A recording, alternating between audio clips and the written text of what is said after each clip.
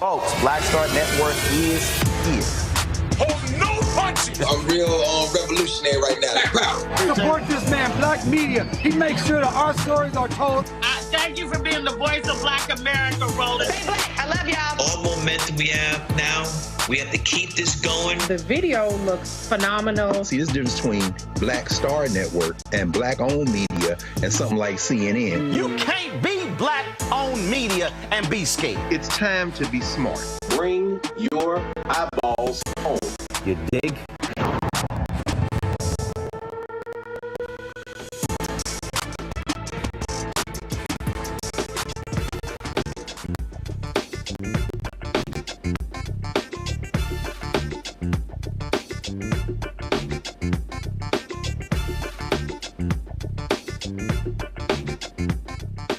Today is Friday, August 16th, 2024. Coming up on Roland Martin Unfiltered, streaming live on the Black Star Network. An all-white jury convicts a white woman for murdering a black mother in Florida. We'll give you those details regarding the case that left Ajike, A.J. Owens, dead. Today in Raleigh, North Carolina, Vice President Kamala Harris unveiled her economic agenda. It includes a proposal for a federal ban on price gouging on groceries, affordable housing, including expanding the housing stock, plus tax breaks for the middle class. We'll talk with an economist as well as the president of the National Association of Real Estate Brokers about this plan. Folks, the Center for Climate Reporting went undercover to publish details of the secretive second phase of Project 2025, led by a former Trump administration official. We'll show you that recording. Also, we'll show you California Congressman Eric Swalwell's new political ad targeting Donald Trump that blends dark humor with a chilling message.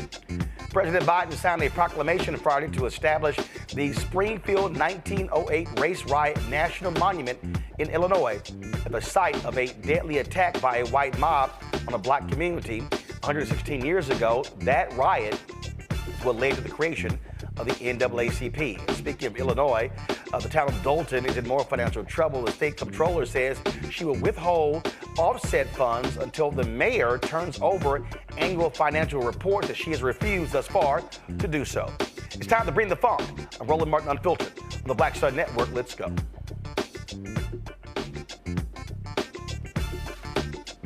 He's got it. Whatever the miss, he's on it. Whatever it is, he's got the scoop, the fact, the find. And when it breaks, he's right on time and it's rolling. Best believe he's knowing. Putting it down from sports to news to politics. With entertainment just for kicks, he's rolling. It's on go, roll, roll, y'all. It's Roland Martin, yeah. Rolling with Roland now. He's funk, he's fresh, he's real, the best, you know he's Roland Martin now.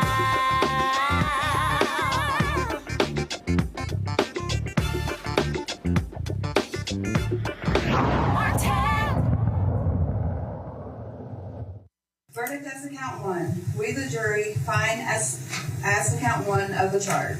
The defendant is guilty of manslaughter. Did the state prove beyond a reasonable doubt that during the commission of the offense, the defendant personally used a firearm? Yes. So say we all, dated the 16th day of August, 2024. Does either side wish to poll the jurors to be polled? Yes, sir. Madam Clerk, please poll the jurors by number only. Juror number 1, is this your verdict? Juror number 2, is this your verdict? Yes. Juror number 3, is this your verdict? Yes. Juror number 4, is this your verdict? Yes. Juror number 5, is this your verdict? Yes. Juror number 6, is this your verdict? Yes. Folks, that was a decision in Florida in the case involving the white woman you saw there who shot and killed Ajike Owens. She fired the shot through a metal door when Owens came to confront her over her throwing some roller skates at her children. Susan Lorincz could very well spend up to 30 years in prison. The 6-person panel of 4 women and 2 men did not buy her self-defense claims. This, of course, was a story that took place last year. You see how she reacted. No remorse whatsoever, no reaction whatsoever. This was just a shocking story. We had Ben Crump on the other day, and he talked about how she wasn't even near the front door when she fired the shots. She fired the shots through a metal door, claiming that she feared for her life. Well, that was absolutely nonsense. And so now that all-white jury has convicted Susan Lorincz of that murder. And again, she could spend 30 years in prison. My panel, Michael Imhotep, hosts the African History Network show out of Detroit. Kelly Bethea, communication strategist out of D.C. Matt Manning, civil rights attorney out of Corpus Christi. Matt, I want to start with you. I mean, it's just so unfortunate. You know, here was a black mother trying to protect her child. She decides to knock on the door to confront this woman. This woman then fires her gun through the metal door. She wasn't like she was inside of the house. Go to the video. This was them right here leading her out of court. You can roll it back. After it was sentencing. No response whatsoever. I mean, this is a hardcore racist who didn't care that she took the life of someone. Well, I'll tell you, I'm not surprised that she didn't react. First off, most of the time, judges give an admonishment that nobody can scream or react in a demonstrative way. So that didn't surprise me. And also, her attorney may have told her not to react because if they intend to appeal, she doesn't want to give any impression that she, thinks she was in fact guilty. But to your point on the crux of the legal issue here, yeah, this is definitely an unreasonable case because self-defense in most places here in Texas, presumably in Florida, is based on a reasonableness finding. So essentially, the 12 people of the jury have to determine whether the person's claim that they were in fear of their life is reasonable. And to your point earlier, this is per se unreasonable. If you're not even at the door at the time that you fire, you're firing through a door, notwithstanding Castle Doctrine or any other law that may give you the right to use deadly force in protection of yourself at your home. It's still a reasonableness question. You don't get to just shoot and then ask questions later. It has to be reasonable. And the primary thing in this case, which I think you've already spoken to, is that there was a history of there being friction between the two of them. This seems like she just wanted to pull this trigger. And when this woman came, she killed her and then, tried to act as though she was in fear of her life, which is completely unreasonable. And I'm glad that the jury saw that here because sometimes, in Florida and in Texas and other places that are gun-toting places, people get more of the benefit of the doubt than they should. And I'm glad that this jury did not give it to her because the evidence very clearly contradicts that argument from what I've read. Goes to show you, and I always say this, I say this a whole lot, that when it comes to folks with guns, people act differently when they have a gun and when they don't have a gun. And when they have a gun, all of a sudden it changes, and there's this sort of this tough guy, this tough gal mentality. And she goes and retrieves her gun, no remorse whatsoever, fires that weapon, and she kills this mother. And now that one decision, and I often tell people, this is not just even when it comes to something like this here. I often say to people, before you make a decision, breathe. Because the decision that you could make in the heat of the moment could alter your life completely. And that's what happened here. This mother is dead. Her children don't have a mother. This woman could very well be spending her time in a maximum security prison in Florida. Who is that question for me? I agree with everything you said, Roland. My thing is, I still have a little bit of a sour taste in my mouth regarding this case because if I read the articles correctly, it took a couple days for her to be arrested, even though she admitted to killing her almost immediately after the incident occurred. And, blame it on whiteness, blame it on her looking elderly, what have you. But there's something to be said about be given the benefit of the doubt because of what you look like. And that I have that feeling that is what occurred here. And that is what's not fair. So it's like the family, I feel like got screwed over a little bit twice over because one, it took so long for her to get arrested, and two, the district attorney didn't push for a murder charge, even though they according to these articles, they very well could have. So it just feels like justice was served to the extent that they felt like justice should be served, as opposed to the latter being they threw the book at her. And I don't think that's what occurred here. And it could have. Before I go to Michael, Matt, give us a perspective on what Achille just said there. Just from your perspective, why a DH may choose not to pursue a murder charge as opposed to going for the manslaughter charge. So first, I want to speak to the arrest part, and I'm really glad Kelly mentioned that. I think that is part and parcel with exactly what I'm talking about. In certain states and in certain places where people are unreasonable, frankly, a lot of times, when somebody uses deadly force, particularly with a firearm at their house, they start from the standpoint of, it was justified in the way it may not be if you and I are at a public place and I shoot you there, right? Not at my home.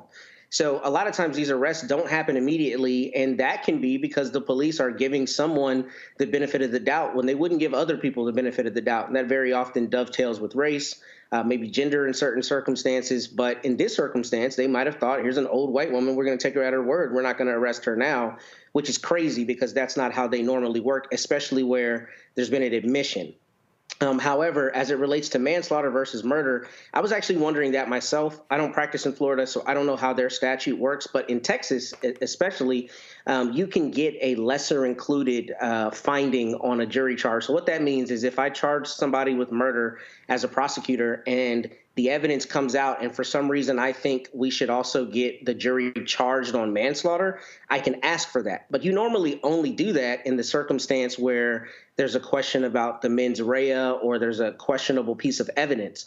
This case, you don't have that. You have an admission, you have it very clearly happening, and most importantly, you have it happening after a long series of conflict. So from the mental state standpoint, in Texas, the law is intentional, knowingly, or recklessly, murder somebody, but here intentionally or knowingly for murder, this is intentional. You went to retrieve a weapon. You fired a weapon through a door. It was a weapon that was fired at someone with whom you already had conflict. That's about as intentional as it gets. So why they sought manslaughter, I don't know. Maybe they tried to give her a little benefit of the doubt because she admitted it. But, this is a circumstance where it's malicious. It's per se malicious. It's per se evil.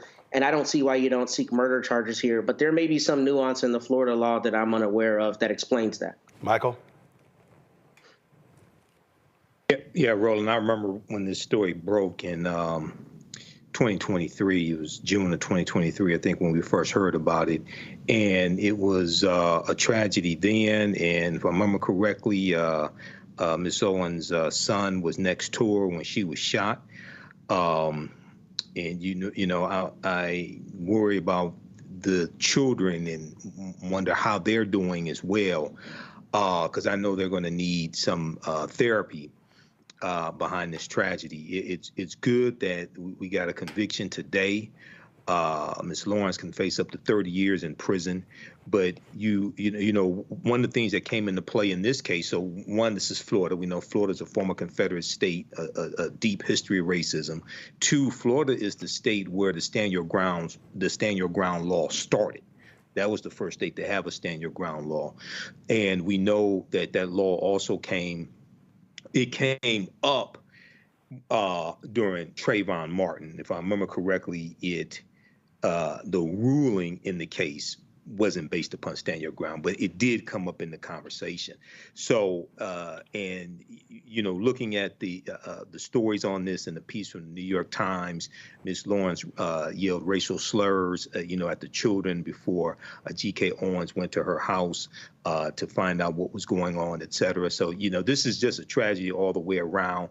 But I would be interested to find out what type of news did Ms. Lorincz, what was her main source of news? Was it Fox News?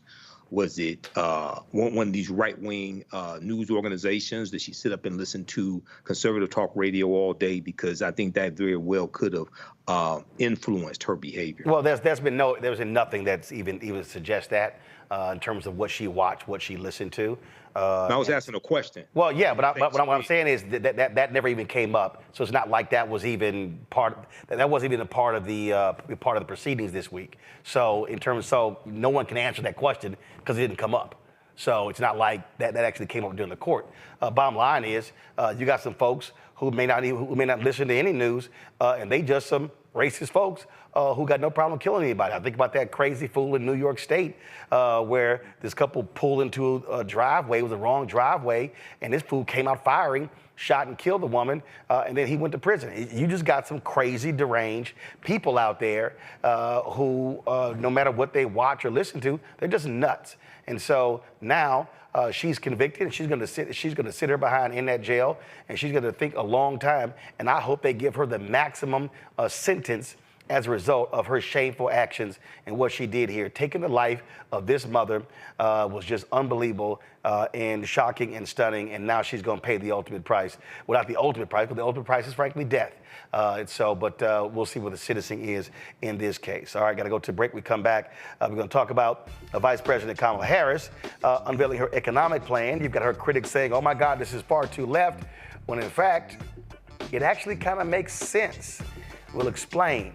You're watching Roland Martin Unfiltered on the Black Star Network.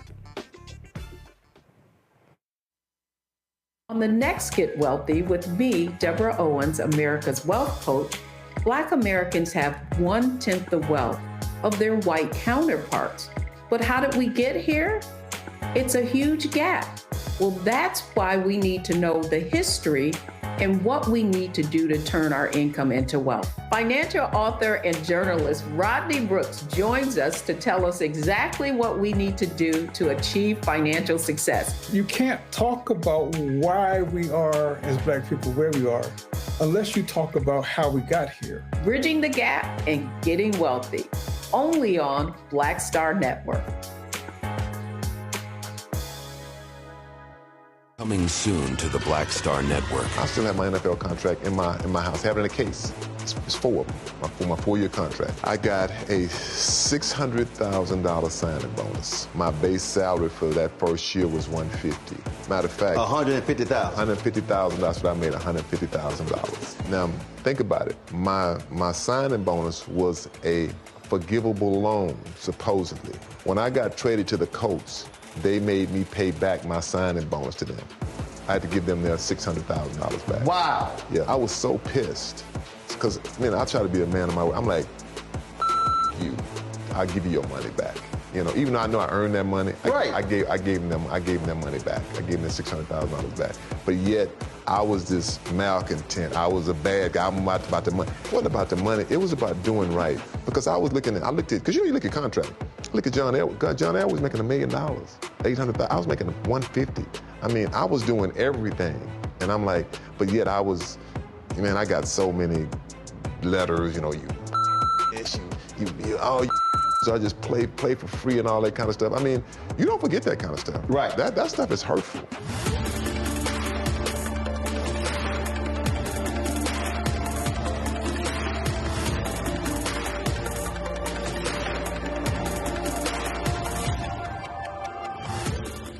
Hi, my name is Freddie Ricks. I'm from Houston, Texas. My name is Sharon Williams. I'm from Dallas, Texas. Right now, I'm rolling with Roland Martin, unfiltered, uncut, unplugged, and undamn believable.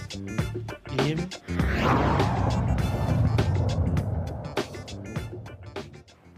Vice President Kamala Harris was in North Carolina today laying out her economic proposals focusing on food prices, taxes, housing, and medical costs, which she says will empower the middle class. When I am elected president, I will make it a top priority to bring down costs and increase economic security for all Americans. As president, I will take on the high costs that matter most to most Americans, like the cost of food. We all know that prices went up during the pandemic when the supply chains shut down and failed. But our supply chains have now improved, and prices are still too high. A loaf of bread costs 50% more today than it did before the pandemic. Ground beef is up almost 50%. Many of the big food companies are seeing their highest profits in 2 decades. And while many grocery chains pass along these savings, others still aren't. Look, I know most businesses are creating jobs, contributing to our economy, and playing by the rules. But some are not. And that's just not right. And we need to take action when that is the case.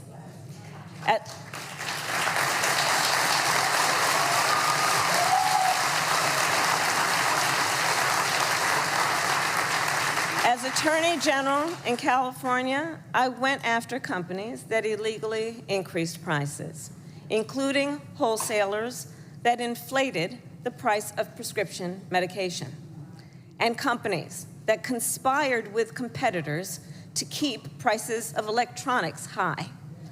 I won more than $1 billion for consumers.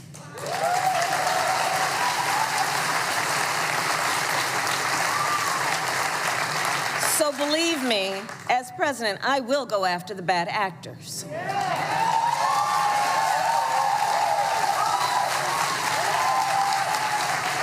And I will work to pass the first ever federal ban on price gouging on food.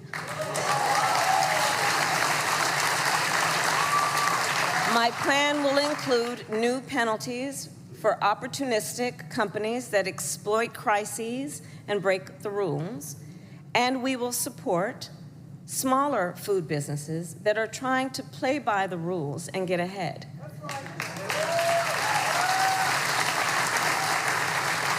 We will help the food industry become more competitive because I believe competition is the lifeblood of our economy.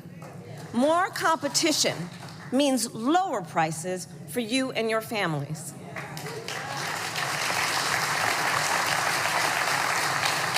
Now compare what Donald Trump plans to do.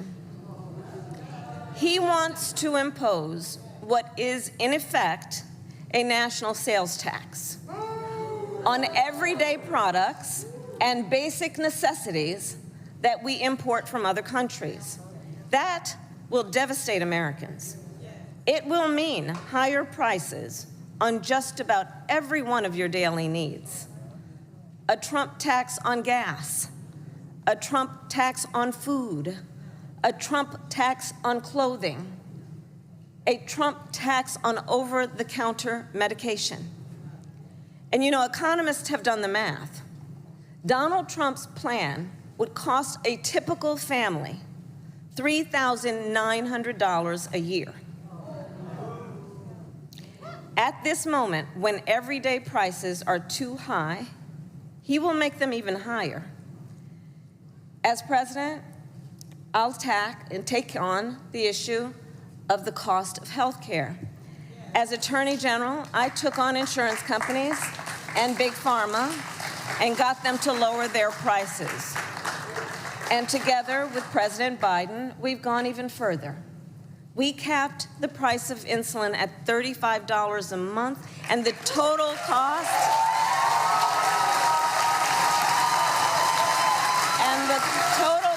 of prescription drugs at $2,000 a year for seniors. We let Medicare negotiate lower drug prices for seniors. And just yesterday, we announced that we are lowering the price by up to 80% for 10 more life-saving drugs.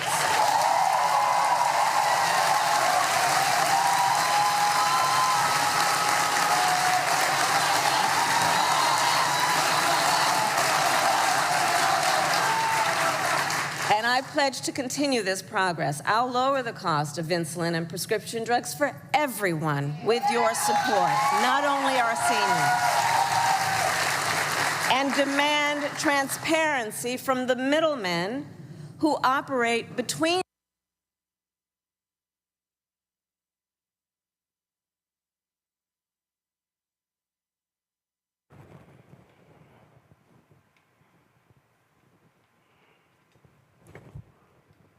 All right, folks, just having some issues there with the video of Vice President Kamala Harris. Guys, let me know when we have that taken care of. What's interesting about this speech, you've had all these different media people, others saying, oh, she needs to release a plan, more details. And then, of course, after it was over, if you watch any of these networks, she needs more detail. You're like, really? That's how we're going to do this? And so that's sort of the thing that you constantly hear. So the first there you heard talking about food prices. Do we have the video fixed, folks? Okay, all right. So we're going to try to get that because she also laid out what she wants to do when it comes to housing. That, of course, is a dramatic issue right now in this country because of high rental prices.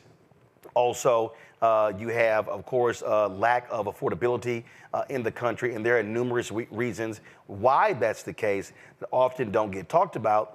And the vice president tried to actually address that by talking about increasing the housing stock in this country. And so we're going to break this thing down because if you watch a bunch of these other different people, you see them saying, well, this is too progressive, it's not moderate, it's not, she's taking this idea from Republicans, all this sort of stuff along those lines.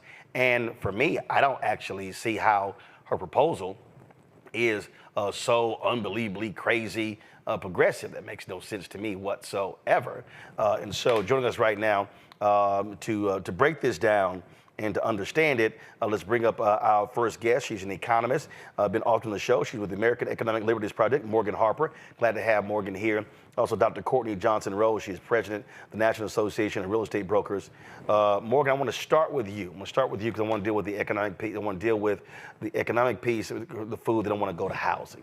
So first off, when she's talking about food, all of these people and I see these people going, oh, well, this is ridiculous. The grocery stores, they only have a 1 to 3% profit margin. They're not price gouging.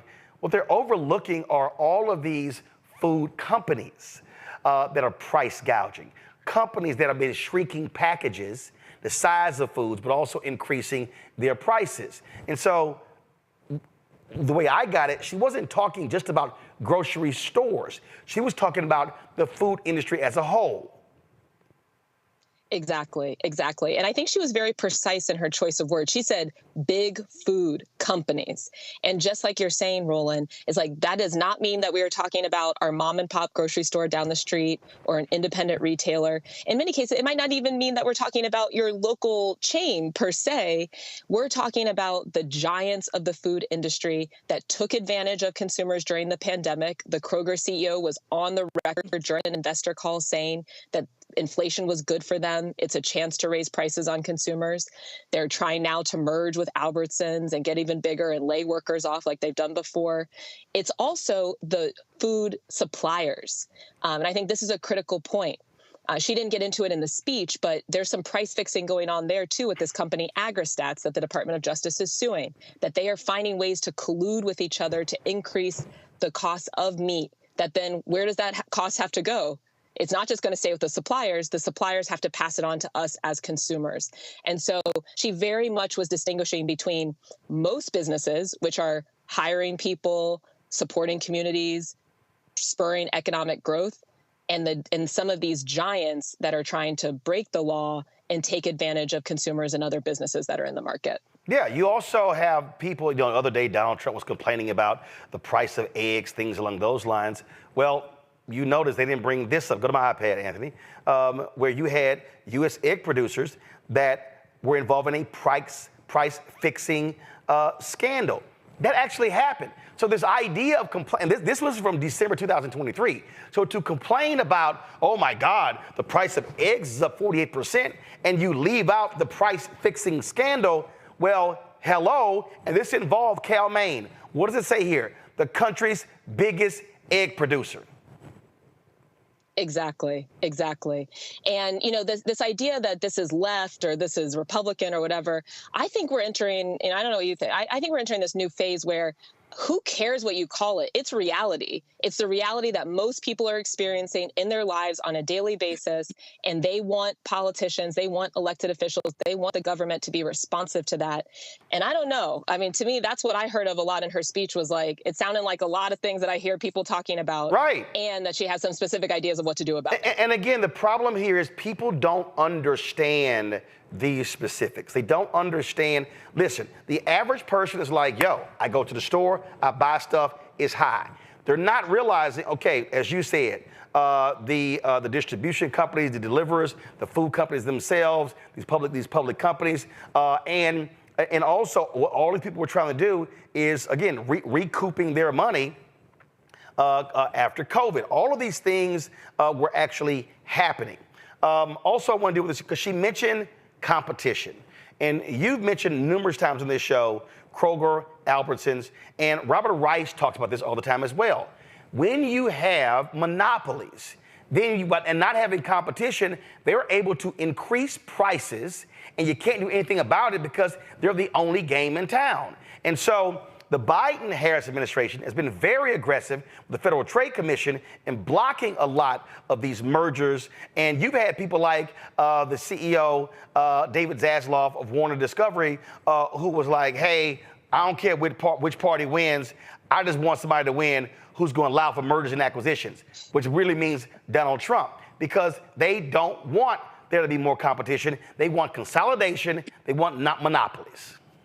Exactly. And I think another critical point with this is that is another one of these threats to democracy. We talk a lot about the threat of having people who don't care about norms in government, who, break laws. But part of the reason why we found ourselves in this mess is once a company gets that large to do whatever they want in the marketplace, then they can also take that power and buy off a lot of politicians to make sure that they don't do anything to stop them or reduce their market influence. And, unfortunately, that's what we have heard from former President Trump talking to big oil executives in his own home saying, hey, essentially government's for sale. Pick me, I'll give you a loan. Meanwhile, the Federal Trade Commission coming out saying we're going to take on collusion of that was happening in big oil industry that's increasing gas prices. So, yeah, I mean, to me, it does seem like there's a pretty clear contrast here. This should not be controversial stuff. I mean, making sure that you don't have landlords, moving to another one of the issue areas that came up in housing, landlords that are able to price fix, just find like the absolute maximum that people are able or willing to pay and go there and then spread that information throughout the country. That should not be political. That should just be exactly what it is, which is illegal and stopped. Okay, so let's play the rest of the video because she also got into housing, and I want to move towards that. So go ahead and play it. And I pledge to continue this progress. I'll lower the cost of insulin and prescription drugs for everyone with your support, not only our seniors. And demand transparency from the middlemen who operate between Big Pharma and the insurance companies who use opaque practices to raise your drug prices and profit off your need for medicine. 2 months ago, I announced that medical debt will no longer be used against your credit score.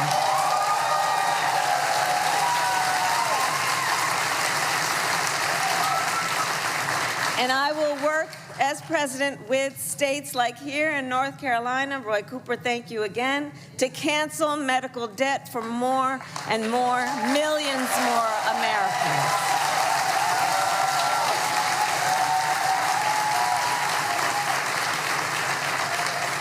As for Donald Trump, well, he wants to repeal the Affordable Care Act,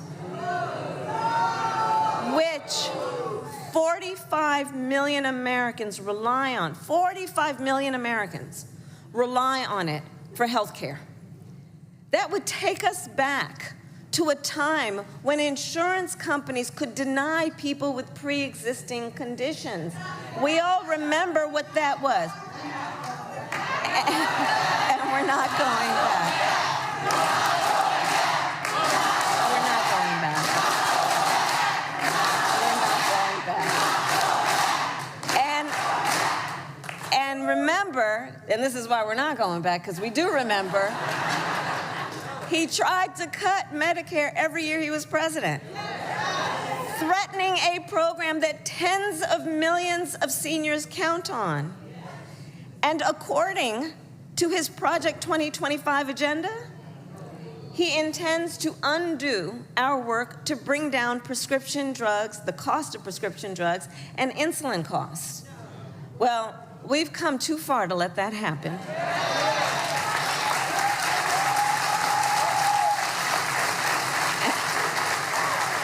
So we're not going back on that, and let's talk about the cost of housing.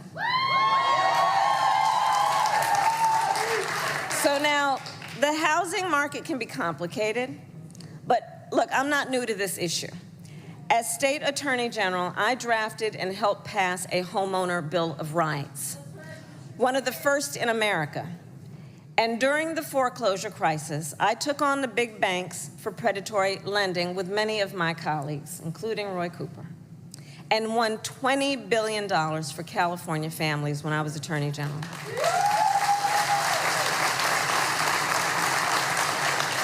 So I know how to fight for people who are being exploited in the housing market. And I know what home ownership means. It's more than a financial transaction. It's so much more than that. It's more than a house. Home ownership and what that means, it's a symbol of the pride that comes with hard work. It's financial security. It represents what you will be able to do for your children.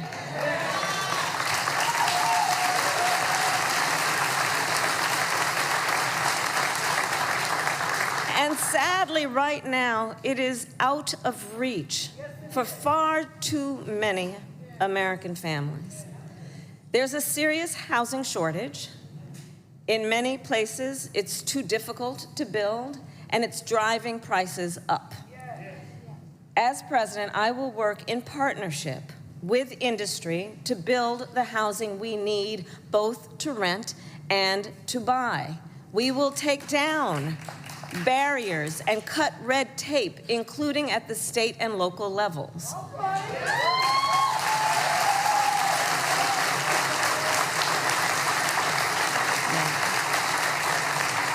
And by the end of my first term, we will end America's housing shortage by building 3 million new homes and rentals that are affordable for the middle class. All right, folks, so let me explain something to you again that people don't necessarily think about. This year marks the 90th anniversary of the Federal Housing Administration. Go to my iPad. This was the press release that HUD's posted in June. And so it talks about, so this was created under President Franklin Delano Roosevelt. This was part of the National Housing Act of 1934. Now, the press release didn't talk about this here, but the reality is this here. This same act is what instituted racism in America, okay? It instituted housing racism. And so, what we saw here was, with this particular act here, so I'm gonna scroll down here, and I'm gonna pull this up right here. So key events. So you see right here, signed into law June 27, 1934. It said right here, 1950.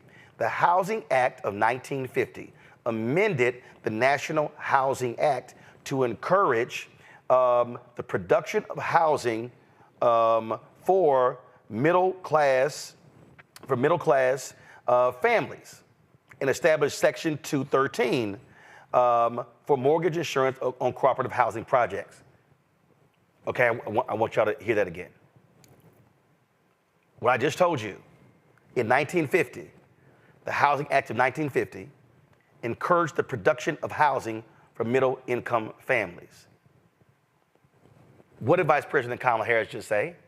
Wanting to build more homes, wanting to build new homes. Now, check this out. And y'all have heard me discuss this over and over and over again, the housing crisis in America. Go to my iPad. And I've been covering housing my entire career. What you're seeing right here are the number of homes built in the United States between 1900 and 2021. So, if you go to the beginning of the 1900s, okay, you saw 1.78, 2.652, 4.16, 2.67, 4.79, boom! It jumps to 10.08. Oh, I'm sorry. When was that? 1950 to 1959. So, why is that important? That's after World War II. So, guess what did you then have? You had, of course, all of those soldiers coming back home, GI Bill, buying homes. So you see the explosion. So let's go. 1960 to 69, 9.49 million homes built. 1970, 1979, 12.37 million homes built. 1980, 1989, 12.14 million built. 1990 to 1999, 12.49. 2000 to 2009, the most homes ever built in American history, 14.56 million. But what happened? The housing crisis, because of free money, no standards, and America went haywire. What happened then? Housing crisis, 2008, 2009, 2010. It crumbled. Prices dropped. Folks, 53% of black wealth wiped out. Folks were losing their homes because of balloon notes, all those different things. What then happened?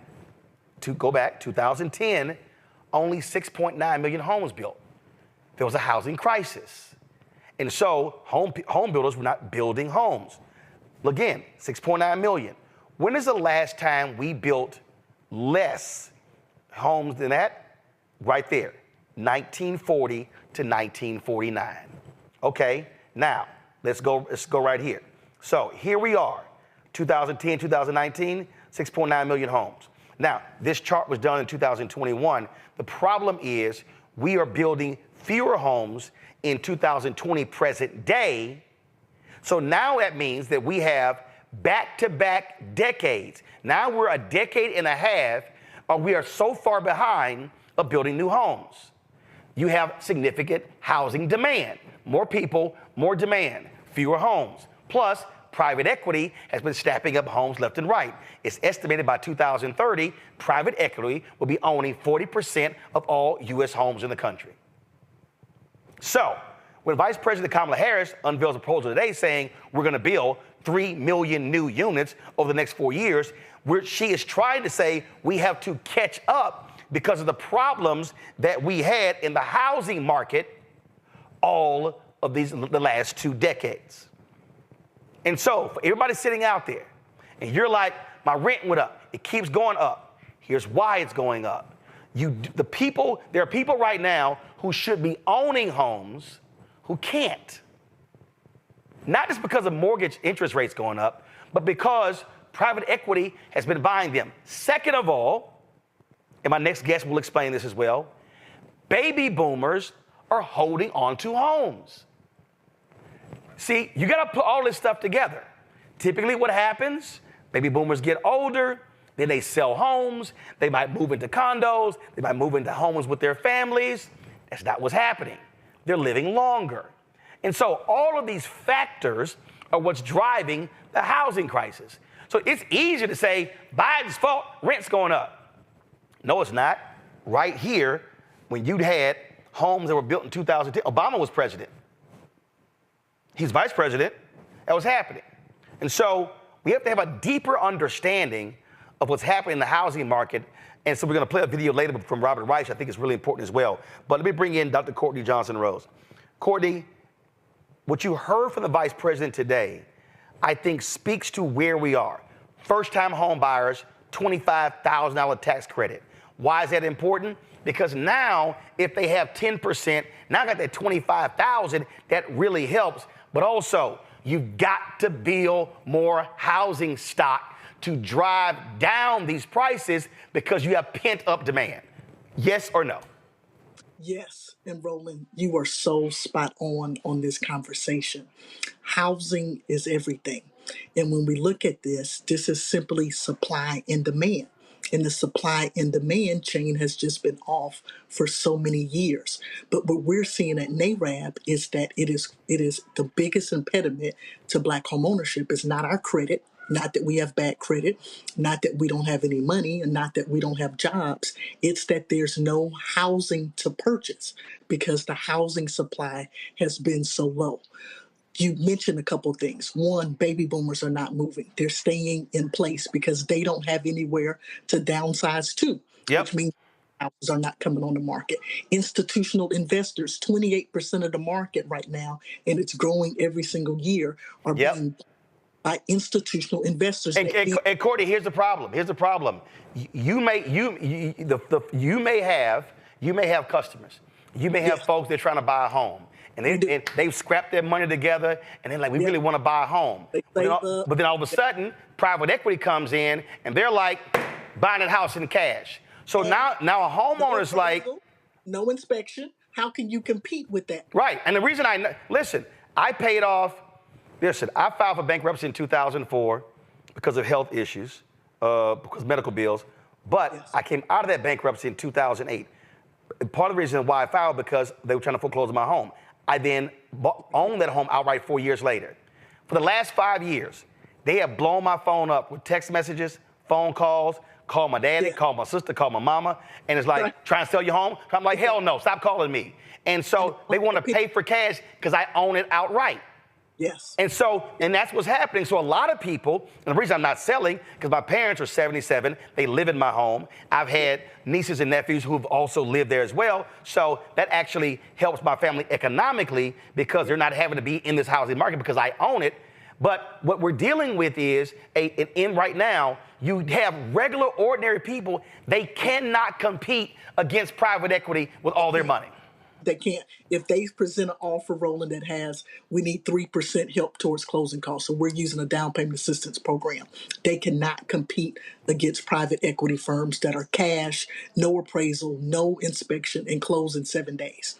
So what it makes it is that our buyers that are qualified can't find a home. Fannie Mae has a stat out now that shows that there's more than 2 million mortgage-ready Black Americans. That means they have the credit, they have the income to purchase a home, but there's not a home out there available for them. So this plan from Vice President Harris is exciting. It's spot on. It's what's needed to spur the economy. The other thing that we're experiencing is our people are paying so much in rent. It's unreal. We have families that 60 to 70% of their income is spent just for a rent. But first of all, you just said it. You just said there are 2 million eligible Black people. They should actually be homeowners. They should be homeowners. They should need rent. Right. So the problem is when you can't get a home, you have to rent. Now the folks with the apartment, they know pent up demand, so they like add 500, add 800, add 1,000. Now you have no choice because you can't go anywhere. So if you're not building apartment complexes, if you're not building new homes, then this problem simply intensifies and gets worse. And so you have to have, and I had somebody in a chat like, Roland saying vote blue no matter what. No, this is affecting Republicans, conservatives, white people, Latinos. I mean, I went back and looked, Courtney, it's crazy. I went back and looked at the neighborhood that I grew up in, okay? And I've been back. Yeah. I'm looking at home prices, and I'm like, that makes any sense. Literally, I'm talking about, I'm looking at home prices, houses not even 1,500 square feet, 1,800 square feet that are $400,000, $500,000, and $600,000. 20, 30-year-old homes too. That's insane. It's unreal. And then you couple that, Roland, with the high interest rates. And now your monthly payments are just astronomical. The other thing that we're seeing is that the number one group that is becoming homeless are older Black women that are on fixed income. So what happens, the people that should be buying a home don't have a home to buy. So now they're in the rental community. Somebody just posted in our chat, my studio apartment is $1,875 a month. What's crazy, Courtney, when I bought my house and I had a high interest rate, the note was $1,400. Yes, my first house was $897. 2-bedroom, 2-car garage, townhome, $800 a month. It doesn't exist anymore. You can't rent anything for $800 a month. So the only way to deal with this, the federal government has to come in and say we have to spur the building of new homes. And so all of a sudden, if you now have 3, 4, 5, 6 million, she's simply saying we got to play catch up. Because then, so doing that, that's going to actually decrease the pent-up demand. And then what's going to do is it's going to force those folks who are with the renters. Now people are going to have more options. They have to bring down prices. It's going to take that competitiveness off out of it and bring down the price. And I love your analogy, Roland, about how FHA has done it before. It's why it was created. Yeah. It's the tool. So now we have to use the tool. Yeah.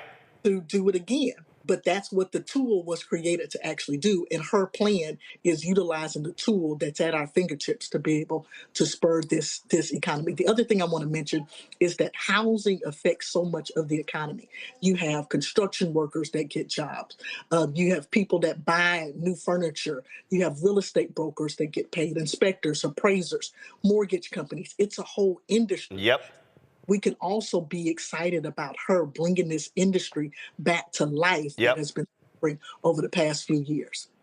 Yep, absolutely. And so I just, for people out there, they really need to understand how deep and broad this is.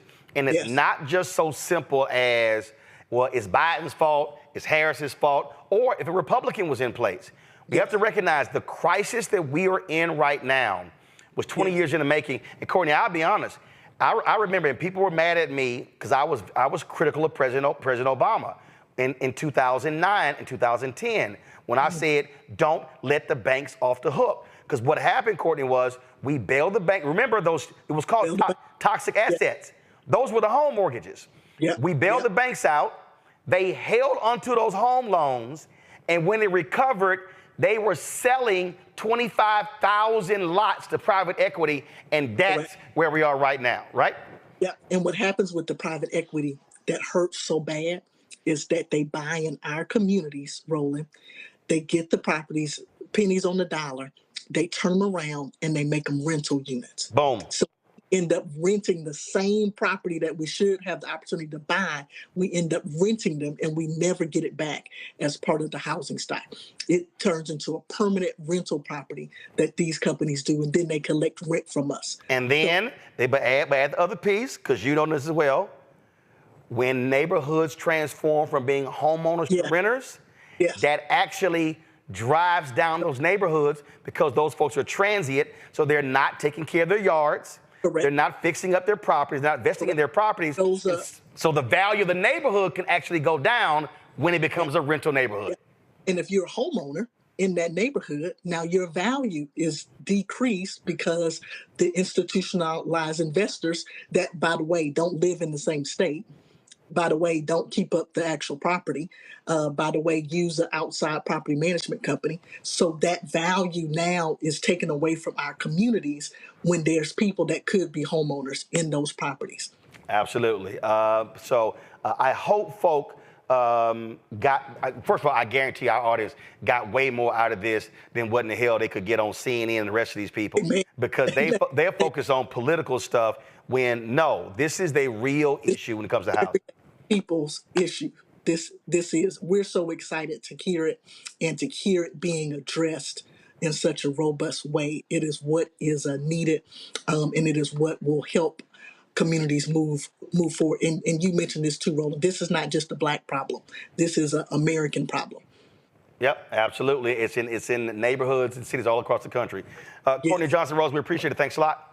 Thank you for having me. We appreciate it. I want to bring my panel here, Matt, Kelly, and Michael. Kelly, I'll start with you. Again, it's amazing when I'm watching.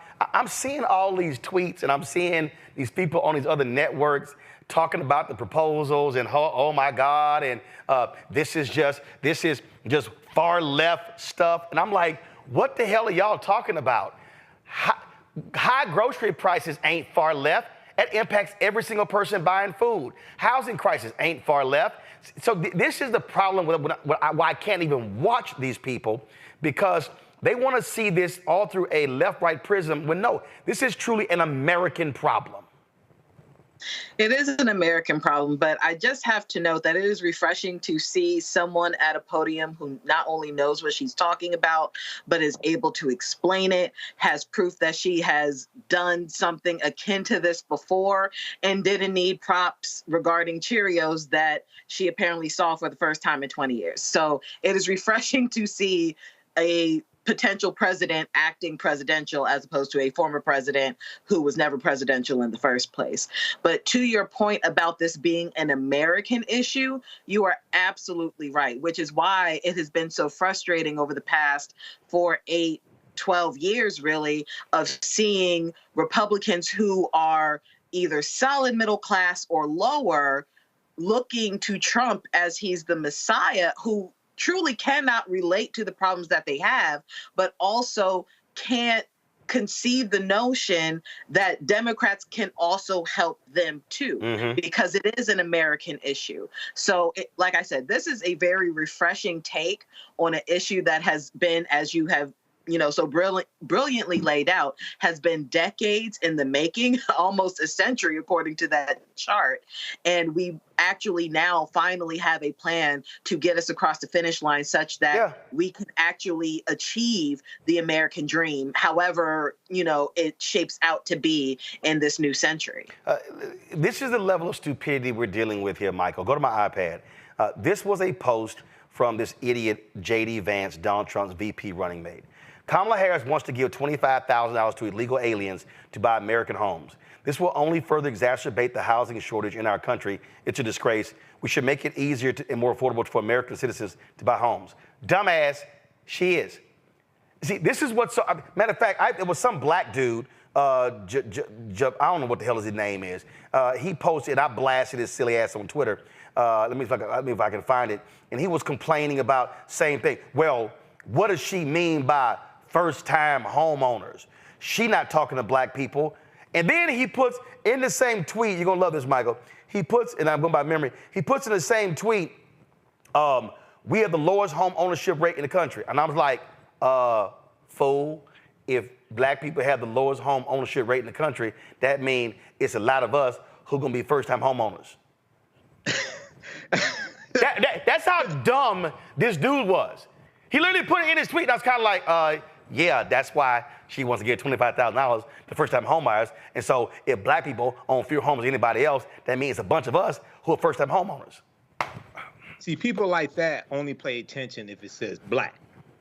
And they don't realize that all this stuff impacts black people. Yeah. Oh, he black now. He black too. It's going over their head, Roland. It's going over their head. Now, that program right there, $25,000 tax credit, first-time home buyers, and it also, when I was reading articles from ABC News and NBC News about this today, it also applies to people, first-time home buyers, and like the previous, like their parents didn't own a home as well. Okay, it talks about that. Yeah. So this is monumental. This is monumental. This is reminiscent, and I teach this history. This is reminiscent to post-World War II during the baby boomer, the baby boomer generation. Okay, and homes being made, homes being built in the suburbs, and unfortunately, many African Americans, we were discriminated against when we tried to take advantage of our GI Bill benefits to get the loans to buy those homes in the suburbs. So this is huge, and this will also add to the gross domestic product. This will, and she didn't. I watched the press conference. I watched the speech today. She didn't even talk about how this is going to impact the skilled trades. I used to manage a skilled trades program for a local community college. Okay, you're going to have people going into the skilled trades who will be able to be put to work immediately. This is going to have a big impact on hardware stores as well. Now, Donald Trump right now is going crazy. I'm telling you right now that he's having a cussing fit because she's blowing him away, and everybody sees how this is going to be important. And one of the things she's going to do is attack, it's the preventing the algorithmic facilitation of rental housing cartels. Okay, and this is a bill she's proposing. Again, now slow that down, because what people don't understand when Courtney was on, here's what people don't realize. When she said the people who are buying these homes don't even live in the state, they ain't never even seen a home. They are literally sitting at computers, and they are using algorithms to know when stuff comes up for sale, and then how to bid on it. And so here you are. Here's Kelly. Here's Matt. Here's Michael. Here's someone looking to buy a house, and you're sitting here like, man. And they already got that algorithm running, and you put your bid in, they upping it. You put your bid in, they upping it. And you don't know what the hell is going on, because they are sitting on private equity money to buy them up because they want renters. Right. That's what I'm coming into. There's a big article from ProPublica from October 15th, 2022 called "Rent Going Up. One Company's Algorithm Could Be Why." And it deals with these algorithms that are being used by the cartels, like she's talking about cracking down on. And this is jacking up the cost of rent, but then it makes it harder for renters to actually save money to even buy homes if homes are available. So she's attacking this from different angles. This is brilliant. Yeah, it is. This is how you win an election. So Matt, here was this fool, Jamal Green. Go to my iPad. This fool tweeted, does anybody want to tell me what first generation is code for? LOL. Dumbass is first generation. Pay attention to the cryptic words being used to show us what agenda is their agenda. Yet you literally have black folks acting like the Democrats will prioritize you when you have the lowest home ownership rate in the country at 44%. Like, stop. See, Matt, the reason I can't stand fools like this here, and I think this fool ran for mayor of Chicago or something, I don't know, but he's stupid. Here's why it's dumb.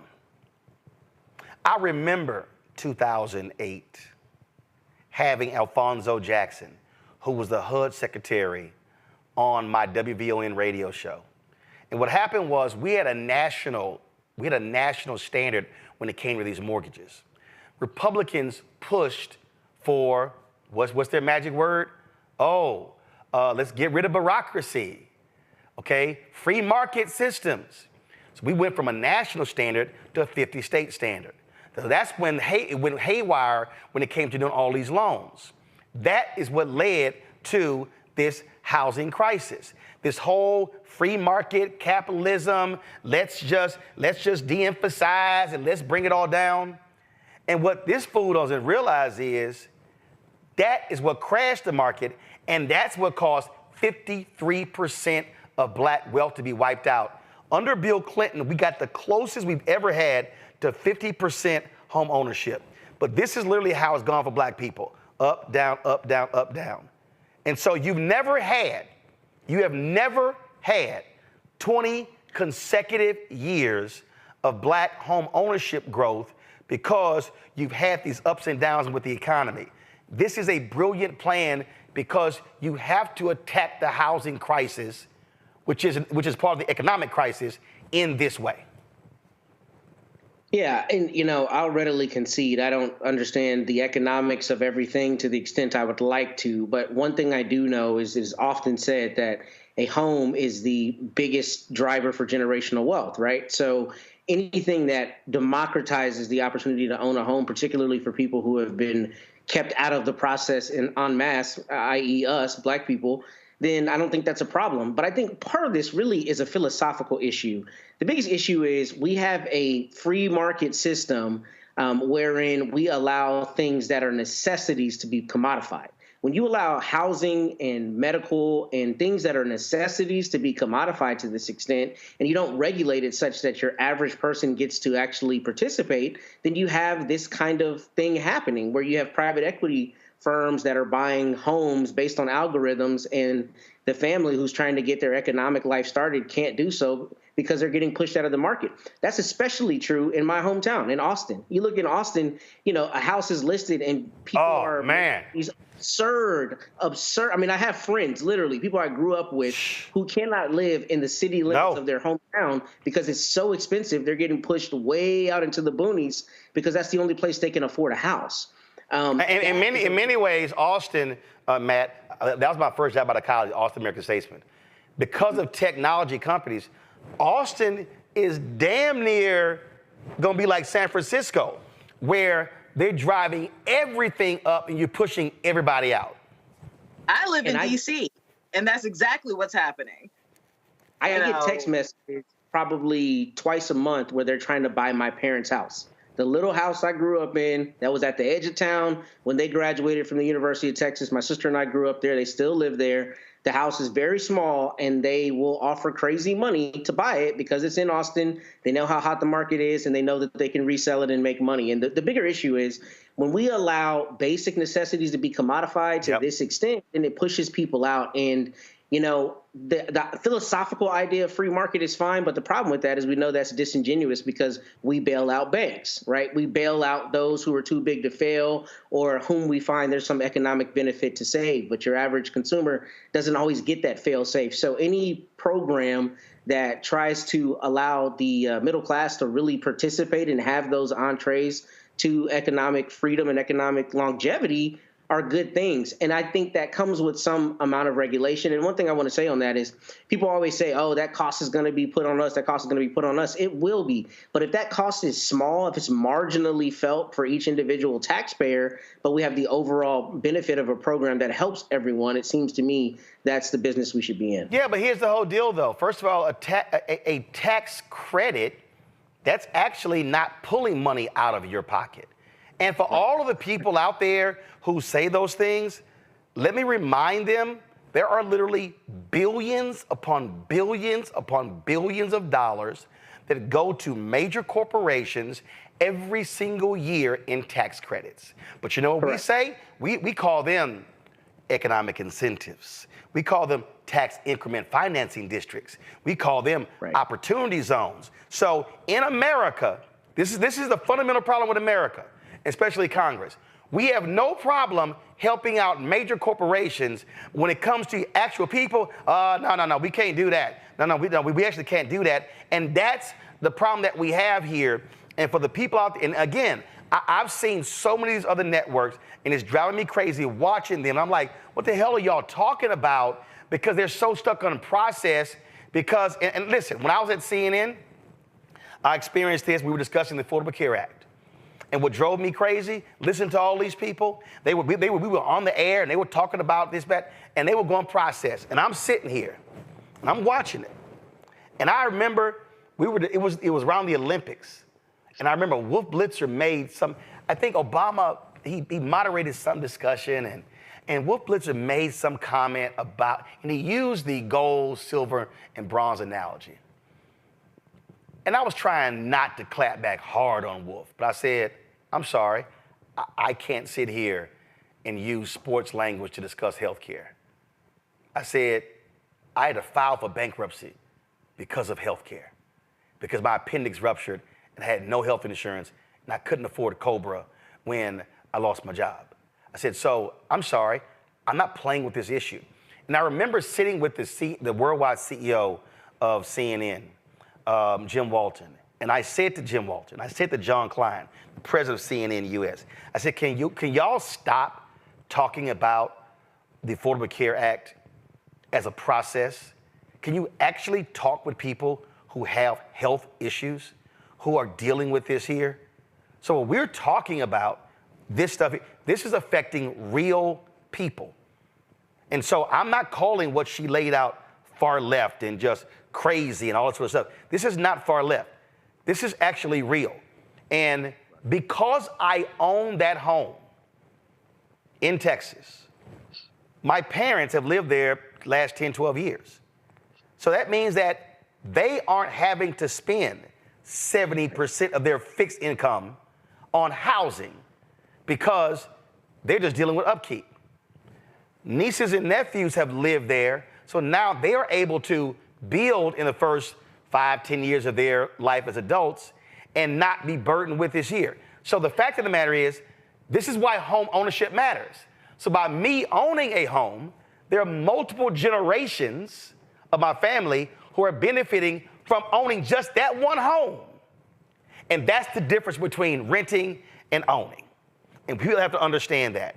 I saw this great video by a former Labor Secretary, Robert Reich, on this as well. And I want to go ahead and play this because I love how he breaks it down. And you know what? I really wish, and I would love to see this, I would love to see the vice president, when she's giving one of these speeches, I would love for her to treat it like a classroom. I would love for her to do exactly what he did here, the chart that I showed, to show people that whole deal versus just standing in it. Because again, I think there has to be more teaching of people who don't understand the economy or civics as opposed to just speeches. And so watch this. And this, I hope people also, after we've talked about it and watch this, they'll really understand how these things are all linked. Roll it. Rent is skyrocketing, and home buying is out of reach for millions.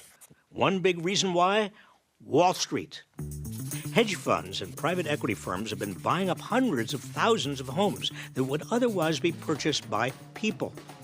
Wall Street's appetite for housing ramped up after the 2008 financial crisis. As you'll recall, the street's excessive greed created a housing bubble that burst. Millions of people lost their homes to foreclosure. Did the street learn a lesson? Of course not. It got bailed out. Then it began picking off the scraps of the housing market it had just destroyed, gobbling up foreclosed homes at fire sale prices, which it then sold or rented for big profits.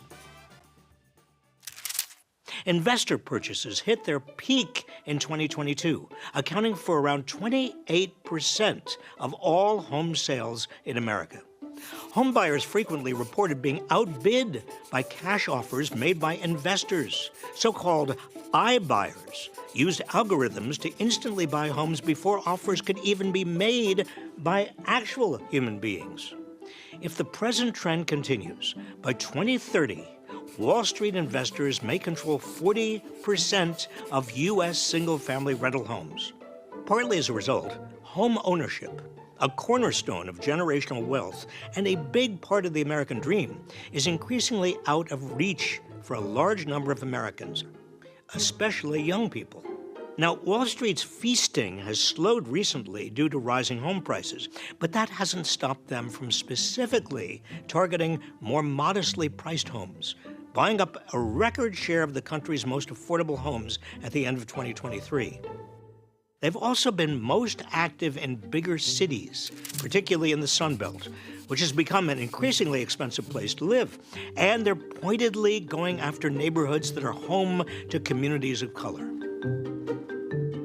For example, in one diverse neighborhood in Charlotte, North Carolina, Wall Street-backed investors bought half of the homes that sold in 2021 and 2022. On a single block, investors bought every house but one and turned them into rentals.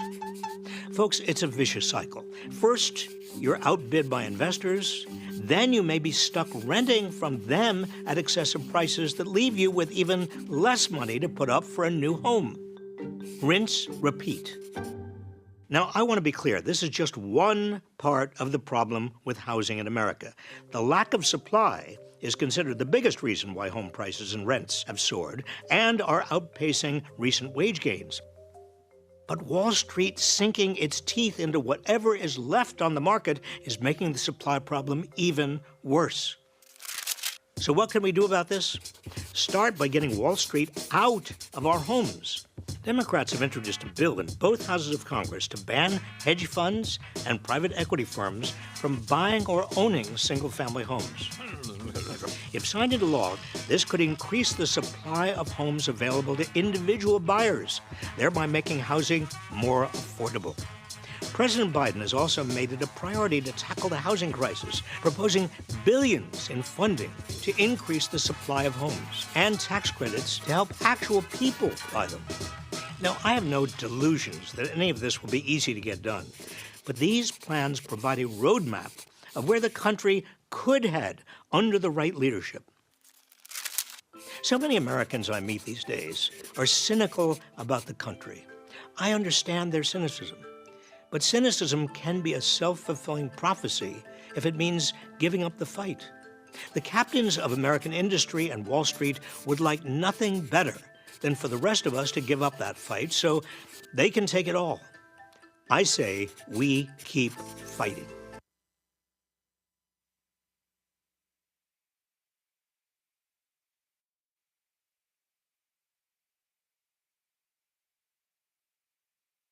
Everything that we explained, you started right there. That bill, and I'm just going to quickly go to all three. That bill, I'll start with you, Michael, has to be supported. Wall Street cannot be involved in buying single-family homes in this country. I totally agree. And this is using the power of government to benefit the people. More has to be discussed on this and really break this down, how this works.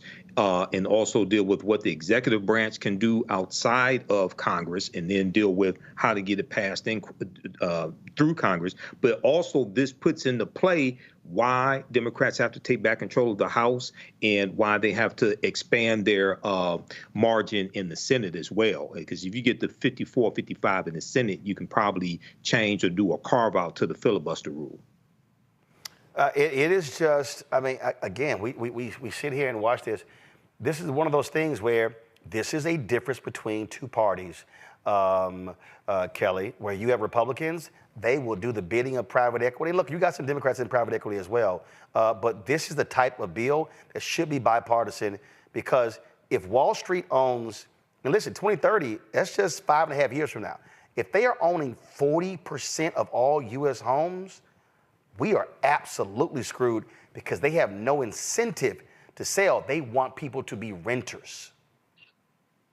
For sure. And, you know, renting is a very lucrative business, as somebody who is giving their money away by renting because of the lack of housing. And I made a point, sorry I interrupted you, Matt, at the beginning, but I live in D.C. and he's talking about what's happening in Austin. I feel like D.C. is closer to becoming what San Francisco and the Bay is experiencing than Austin is, because there is virtually no affordable housing in DC right now. And by that, I mean not just, you know, sectioning off rentals to those who are making less than X amount of dollars a year. I am in the tax bracket where I make too much to qualify for the affordable housing, but make too little to actually buy, right? And me, my peers, and so many other Washingtonians are going through that exact same thing. But you also can't afford to leave because this is where the jobs are, right? So like I said previously, what Harris is proposing is profound and it is brilliant, because it's not just addressing an issue that involves Democrats and people who just lean blue all the time. This is an American issue. This is something that is happening to everybody. And in fact, if I recall correctly, this is really happening to Trump's voter base, and a lot more there are a lot more dire straits than the demographics that are voting blue. And yet they are voting for Trump because that information isn't getting to them in a way that, you know, is frankly opening their eyes, right? You know, and that's a layered conversation in and of itself. But this is an American issue. This affects everybody, black, white, brown, beige, what have you. And should it actually be implemented correctly, this could transform how America is viewed, how we view America, and how we move forward. To Michael's point, this is also why we need to vote up and down the ballot. This is not a vote just for Harris. We need to look at our Senate. We need to look at our Congress. We need to look at our local elections that are up right now, because all of that needs to happen in a way such that she can do her job, so that we can live the way that we need to live and want to live as Americans in this country. And see, Matt, the Washington Post, they put out this editorial: "The Times demands serious economic ideas. Harris supplies gimmicks."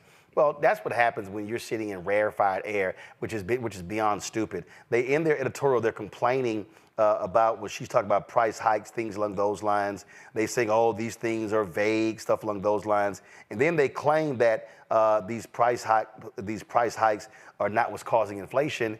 That's absolute BS. And not only that, here's the other thing that these folks don't want to deal with. And again, I get how Americans operate.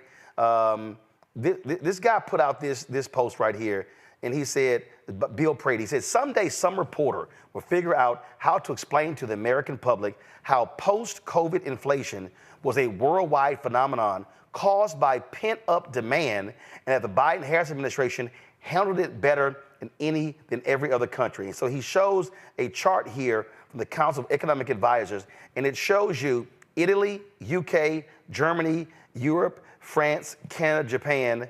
The United States has been able to lower inflation to a lower level than any of these other countries. People can't, I guess what drives me insane, Matt, are these people act like COVID never happened. They act like 2020, 2021, and 2022 didn't exist. They literally act like, well, Trump said gas is $1.87 because no one was driving. They act like, they act like, it's like, people were actually at home buying things. I had a cam link, and I have it in my bag. It allows you to connect your camera to your computer to live stream. That cam link is like $130. During COVID, it was $1,200 because there was scarcity. So we went through scarcity. We had supply chains. Nothing was being made. Nothing was being fixed. I had a Sennheiser microphone. I need to be repaired. They were literally like, hit us next year because nobody's at our factories. And so that's also what is maddening, this idea that that never happened. So I don't understand why inflation is so high. I don't understand why these are happening because we literally had a worldwide damn pandemic the first time in 100 years. Yeah. I mean, I don't think I even really need to opine on that because I think you're right. And I think that revisionist history allows people to cast policy and economic conversations in whatever confines they want. But all I'll really add to this as it relates to, the way I've seen this covered is it's interesting that you brought up that Washington Post editorial because I didn't get a chance to read the actual article. But The Atlantic put out what I thought was kind of a hit job headline about Vice President Harris's policies, just basically saying something to the same effect. I saw it. Policies, and I don't remember the words they used. I don't want to mischaracterize it, but it was just something attacking that. And what I've seen even more insidious, if you will, is from some of the other news outlets. They have characterized such policies from both Vice President Harris and Mr. Trump as, quote, populism. The reason I think that's problematic is because populism means a certain thing and it has a certain connotation. Yep. But as we've been discussing during this segment, this is about people. And what we forget with our government is we give all these dignitaries this power, and we parrot their talking points and all this stuff, but they work for us at the end of the day. And if people can't buy a house, if they can't go to the hospital when they get sick, if they can't afford to get sick, if they can't afford their food, we have a fundamental problem in this country, no matter what your ideological position is. And it should disgust you that there are people who are ardently opposed to the idea that people should be able to own and purchase a home when we know that is the primary economic vehicle for generational wealth. I mean, we have a sick delusion in this country where we take talking points and philosophy over people and what happens to them. So the idea that you'd even characterize this as populism as opposed to a necessity for people who need to buy homes and who need to get health care and all the other litany of things that we've allowed to just run amok with commodification is disgusting. And that is the American problem. The idea that we talk about freedom, but we don't ever say that farm subsidies are welfare. Boom. Call it that. When we tell a corn producer, don't produce so your price stays at a certain level and keep driving that Ford F-350 off of government subsidies, but we castigate the black person who lives in inner city, wherever, who needs help, right? That becomes the face of it. That's who we should be helping, not a farmer who in a free market can't afford to keep their prices right. I mean, the reality is just the ideology runs amok and people don't think about what is actually happening on the ground. So the idea that there's legislation that either side wouldn't support that helps your average American family buy a house is disgusting, and they need to be taken to task for that. And we as people need to stop allowing this ideology to drive what happens in the halls of power. They work for us. We don't work for them. And if they aren't working for us, the system has to change. And that's why you mentioned The Atlantic. I criticize the Washington Post.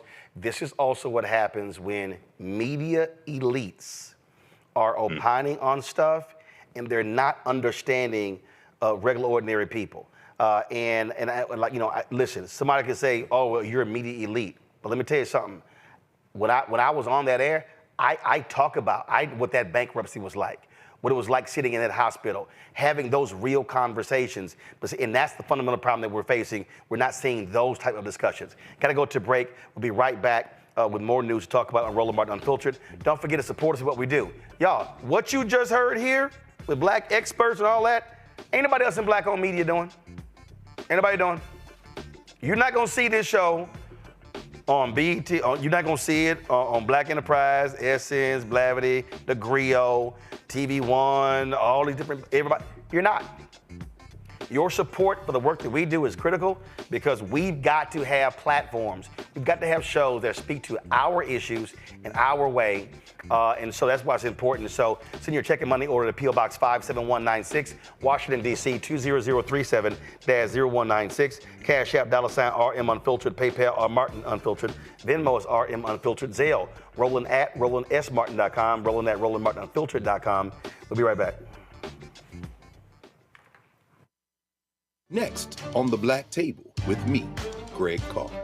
We featured the brand new work of Professor Ajike Porter, which, simply put, is a revolutionary reframing of the African experience in this country. It's the one legal article everyone, and I mean everyone, should read. Professor Porter and Dr. Valencia Watkins, our legal roundtable team, join us to explore the paper that I guarantee is going to prompt a major aha moment in our culture. You crystallize it by saying, who are we to other people? Who are African people to others? Governance is our thing. Who are we to each other? The structures we create for ourselves, how we order the universe as African people. That's next on The Black Table, here on the Black Star Network.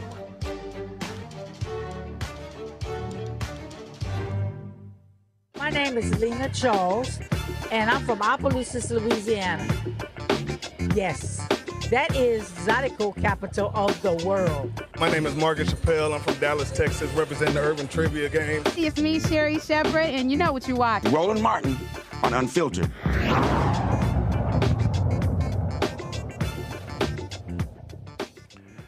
President Joe Biden today signed a proclamation designating a national monument at the site of the deadly 1908 race riot in Springfield, Illinois, a tragedy that led to the creation of the NAACP. The riot killed several black residents and destroyed dozens of black homes and businesses. It exemplified the ongoing racial tensions across the United States, including in northern states. Here is President Biden. Welcome all my former colleagues, and members of the administration, and those outside the administration that made this happen. I want to say one thing at the outset. I never thought that, having been in the Senate for so many years, as well as Vice President for 12 years, for 8 years, and President for 4 years, that I we worry about people wanting to erase history, to literally erase history, what we can't read, what we can't write. And what I'm excited about, beyond the specifics of this, we're rewriting history, we're allowing history to be written what happened. So our children, our grandchildren, everybody understands what happened and what could still happen. Matter of fact, something happened here similar recently. And so, I want to thank, especially thanks to Senator Duckworth and Senator Durbin and Representative Badinsky, like Biden-Dinsky. By the way, I moved from an Irish neighborhood in Scranton when it was cold. I moved down to Delaware. I was the only kid in the neighborhood named it in SKI. But look, over 100 years ago this week, a mob not far from Lincoln's home unleashed a race riot in Springfield, and that literally shocked the conscience of the nation. It shocked the conscience of the nation. But these folks worked so hard to make sure, a lot of people forgot it. There was railroad tracks there, there was a lot going on there. And people forgot it, as if, it didn't happen. You listen to some of our colleagues and think, oh, no. We've never had this problem. Well, you're going to continue to have these problems as we talk about the problems we had before and making sure we solve them. It also sparked the creation of the NAACP, and leaders here today, one of the most important organizations, in my view, in this country. By signing this designation for Springfield 1908 Race Riot National Monument, we remind ourselves we have no safe harbor unless we continue to remind people what happened. What happened. It's really important. And I'm as you've heard me say, when I had an operation years ago. The doctor told me what my chances were, and he said, you know, your problem is you're a senator. He said, you're a congenital optimist. Well, I am an optimist. I'm optimistic about this country because we're good people. But we can't let these things fade. And I want to thank the engineering firm that went out and found the remnants of the facility. I want to thank the Catholic Hospital for donating the site that was there to make this happen. And all these people. All right, folks. Democratic Congressman, go to another story. Democratic Congressman Eric Swalwell dropped this new ad asking a simple question. You wouldn't trust him with your kid, would you? Man, I love this. Watch it. I love you. Have a great day at school. Dictator on day one. There will have to be some form of punishment for women. Roe versus Wade was terminated. Fire, fury, bloodbath. Now get in. You know what, honey? I'm gonna drive you today. Besides, can convicted felons even drive school buses?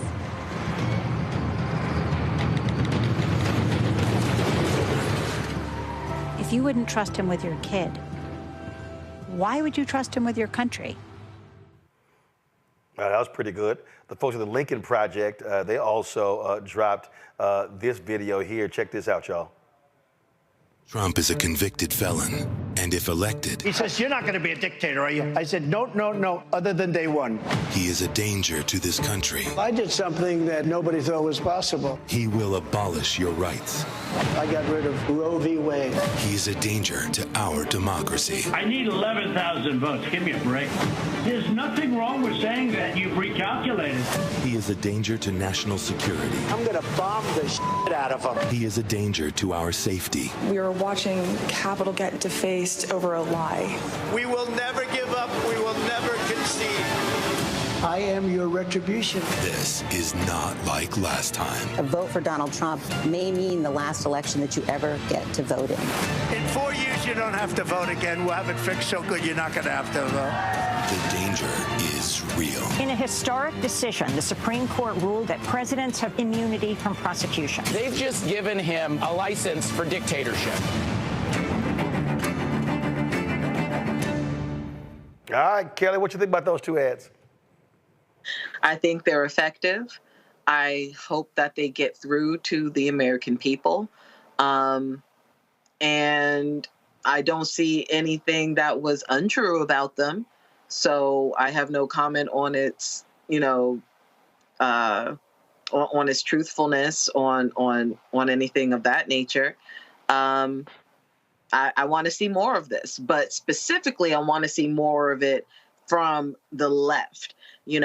Lincoln Project is technically speaking a right wing but common sense nonprofit aimed at illuminating the truth within its party.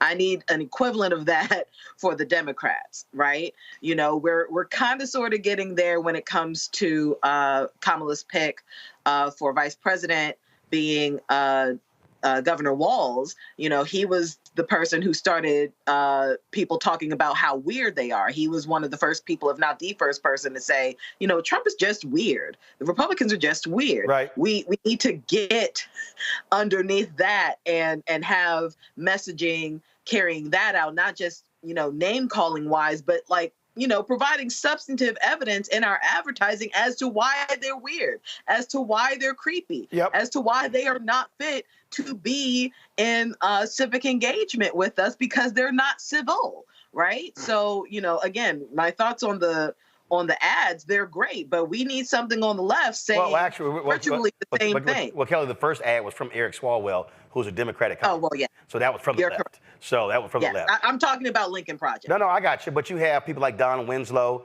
You have Midas Touch. You got folks out there who are doing those things, who are being far more aggressive. But you also have a campaign that's actually more aggressive than Democrats normally are. You see that in a lot of their press releases. This right here, Michael, I think, and you see the Harris campaign really leaning in on this. And I've seen a lot of veterans really ticked off when Donald Trump made this comment in one of his speeches. Say, Miriam, I watched Sheldon sitting so proud in the White House when we gave Miriam the Presidential Medal of Freedom. That's the highest award you can get as a civilian. It's the equivalent of the Congressional Medal of Honor, but civilian version. It's actually much better because everyone gets the Congressional Medal of Honor. That's soldiers. They're either in very bad shape because they've been hit so many times by bullets, or they're dead. She gets it, and she's a healthy, beautiful woman. It's right. And they're rated equal. I'm sorry. Did that fool just say this? Did he just say this here? Did y'all? I want y'all to hear this again, y'all, because I'm playing this video straight from Twitter. But I want y'all to hear what this fool just said.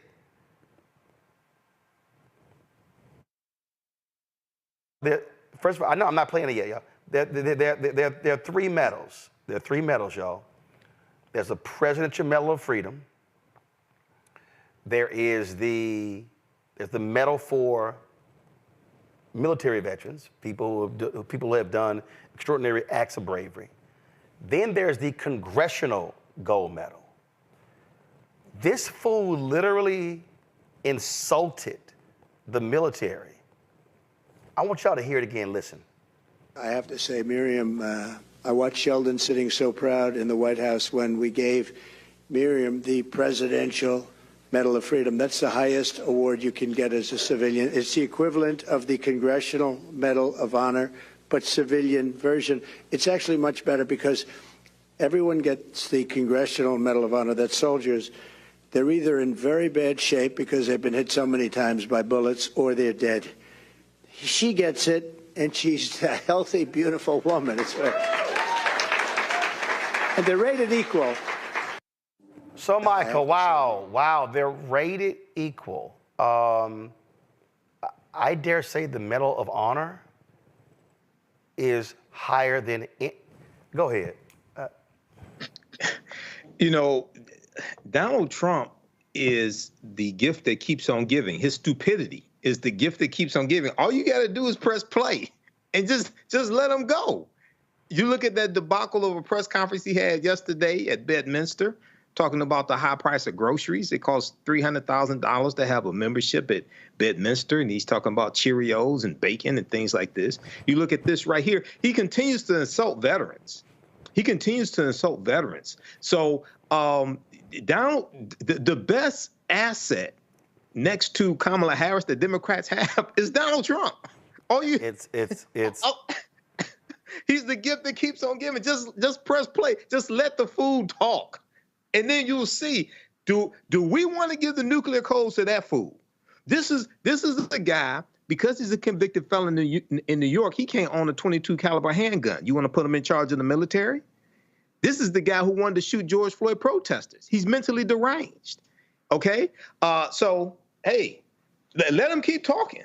And also, Vice President Kamala Harris is going to wear his ass out at the debate on September 10th. Well, So here was a statement that the Harris-Walz campaign put out on that.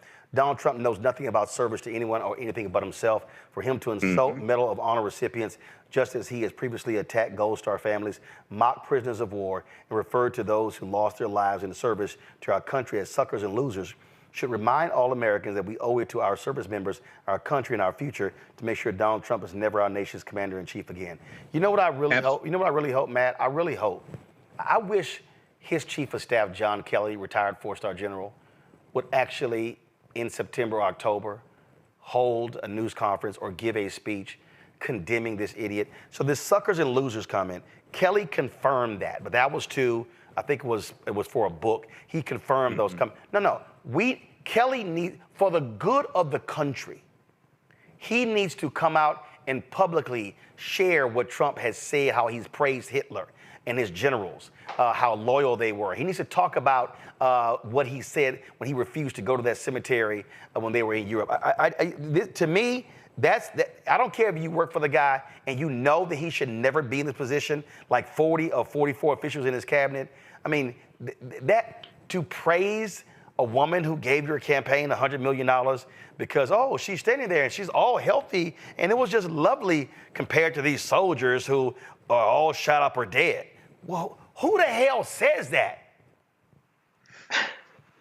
I think you're right. I think John Kelly should come out and say that. And it's ironic that we are having this conversation this week because my 6-year-old has taken to calling people at his school liars. I don't know where he got it from, but we've been dealing with that this week. But I think he should call him a liar every time he gets up and touts military might and how much we support our veterans and all of that, when you call them suckers and losers and when you make disparaging comments about somebody like John McCain, a prisoner of war, I mean, you're a liar, right? Because you're leveraging people, the sheep who are following you and following what the Republican Party are saying every time you get up and tout any, desire to support the military when you repeatedly make disparaging comments. So as my 6-year-old might say, he is a liar when he gets up and says that he supports the military despite continuing to denigrate them. I think Michael's right. I think he's a gift that keeps on giving. But I do think one of the other gifts that we get is we get to see the populace of people who espouse these beliefs like they support the military, so to speak, but they're behind a guy who continues to do things that are directly against their stated values. And that, to me, is if you're willing to do that, that's because you're voting for him for some other reason.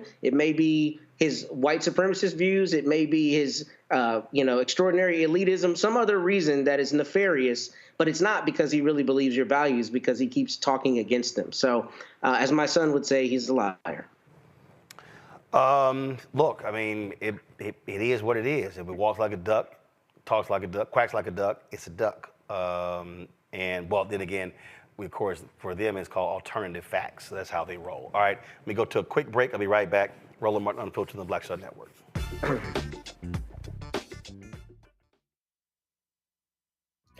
Next on A Balanced Life, we're talking everything from prayer to exercise to positive affirmations and everything that's needed to keep you strong and along your way. That's on a next A Balanced Life with me, Dr. Jackie, on Black Star Network.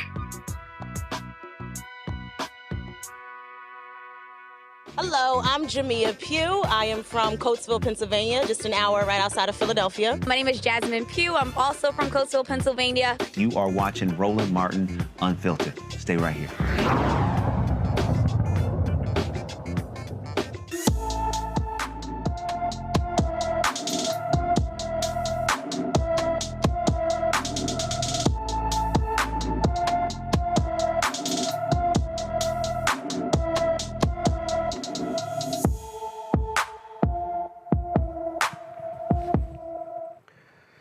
Kira Bender has been missing from Auburn, Alabama since June 28th. The 16-year-old is 5 feet, 3 inches tall, weighs 105 pounds with black hair and brown eyes. Anyone with information about Kira Bender should call the Auburn, Alabama Police Department at 334-501-3100, 334-501-3100. Folks, let's go to Illinois, where Comptroller Susana Mendoza says she's immediately suspending what she calls offset fund payments to Dolton because the village failed to turn over annual financial reports to her office. This year's total with health funds comes out to be about $135,000. Mendoza said she is also threatening fines of nearly $30,000 if Dolton doesn't file the required reports. In a news release, she said that Dolton Mayor Tiffany Henyard has, quote, willfully refused to turn over the annual reports all municipalities are required to file with her office for the last 2 years. In a report she presented to the public and Dolton trustees at a meeting on August 8th, former Chicago Mayor Lori Lightfoot said the village had not complied with state law requiring the filing of annual financial reports. The offset money comes from parking tickets and traffic fines that an individual in the community has not paid. The comptroller withholds the funds owed from individuals' state income tax refunds and distributes them to municipalities. You know, Hendra came on this show and she sat here and blamed everybody else. And this to me is just stupid. I don't understand, Matt, why in the hell, she wants to run around and act like, oh, she's done nothing wrong and it's everybody else. How do you not turn over financial reports to the state comptroller? And so you don't get the benefit of the doubt by saying, oh, it's all of my enemies, they're mad at me, I'm a young black woman. No. You refuse to do your damn job. I have never seen this level of not only incompetence, but also just flagrant abuse. This is not a big city, okay? It's a little bitty ass town in the south suburbs of Chicago. I mean, geez. Yeah, well, I don't know, Roland. I mean, look, people hit licks. That's what's happened in this city. They've been hitting the lick on the, let's just get honest, okay? They've been hitting the lick on the public coffers, and they got caught up. And they are apparently halfway crooks, but that's a different conversation. In any event, it makes no sense that you don't have, public financial records for a public entity like a city. And, the great irony of this that I wanted to say on the last show is I listened to a podcast not long ago. Ronald Reagan's hometown, Dixon, Illinois, which is like 150 miles away from there, is actually the place where the comptroller there staged the largest, basically, embezzlement scheme ever from a municipality, a woman named Rita Cromwell. Oh, my God. $1 billion.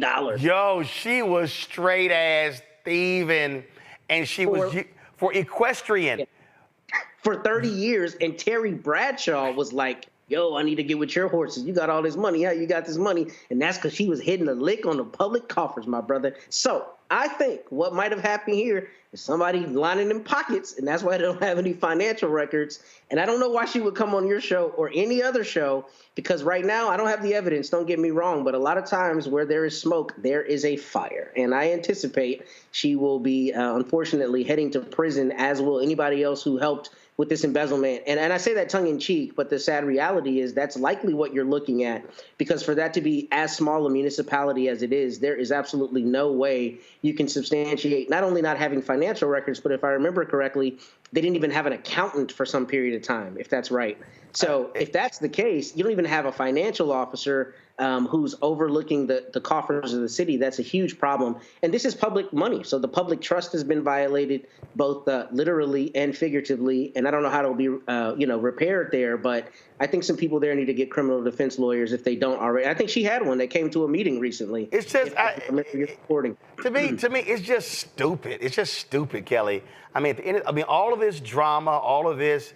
This back and forth. And again, when she came out here, people like, man, you didn't tear her apart. First of all, again, for all the people who didn't understand, you can't tear somebody apart unless you have the factual information. So my whole deal was, I'm going to ask you a series of questions, and I'm going to get you on record, and then we're going to then compare what actually happens to what you actually said.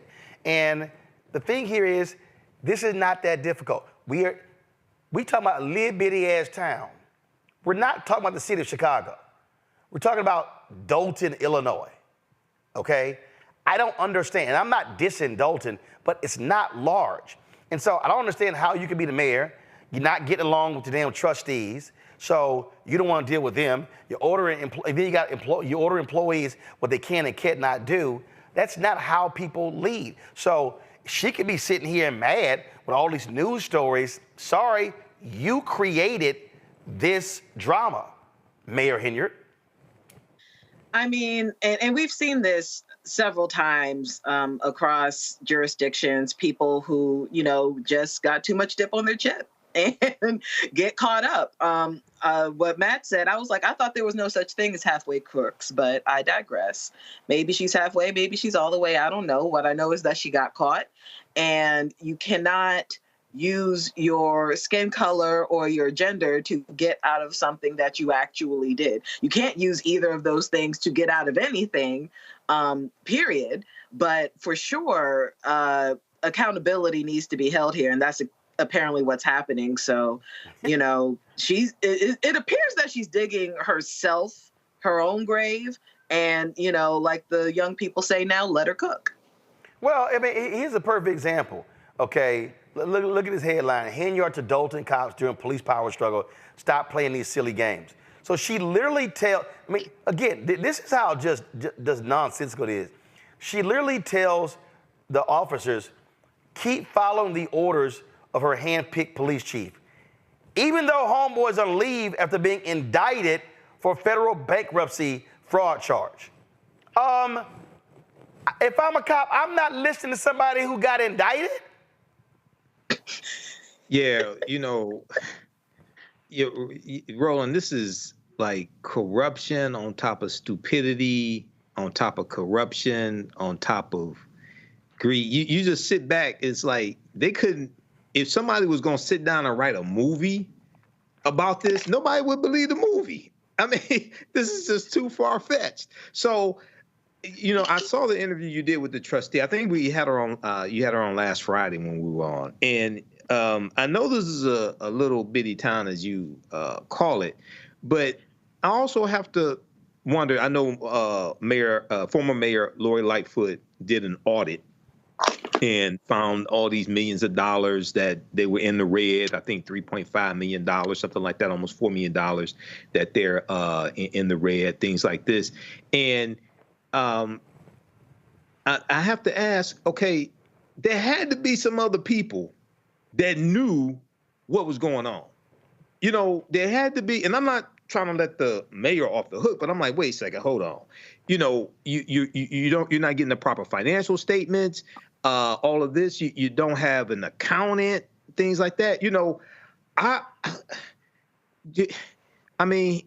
Well, yeah, because there are people who she say they report to me, not anybody else. And so, to me, again, it's nonsensical, it's stupid, it makes no sense. Yes. And the bottom line is, Mayor Henry, you keep playing games, you're gonna get your ass indicted. Okay, so so your police chief got indicted on the bankruptcy charge. Your former top aide, Keith Freeman, got indicted. Same thing. So I'm just saying. I mean, F around and find out. Patrick got indicted. So right. Don't think that you can just keep playing in folks' face and think it's always going to be well. This is so stupid. Let me go to Georgia, where the Board of Elections in one of the largest counties says it will start charging people who challenge voter eligibility. The Cobb County Board of Elections voted 4-1 on the measure, with a Republican member voting against it. The new rule comes as Republican activists challenge thousands of voters in Georgia as part of a wide-ranging national effort coordinated by former Donald Trump's allies to take names off of voting rolls.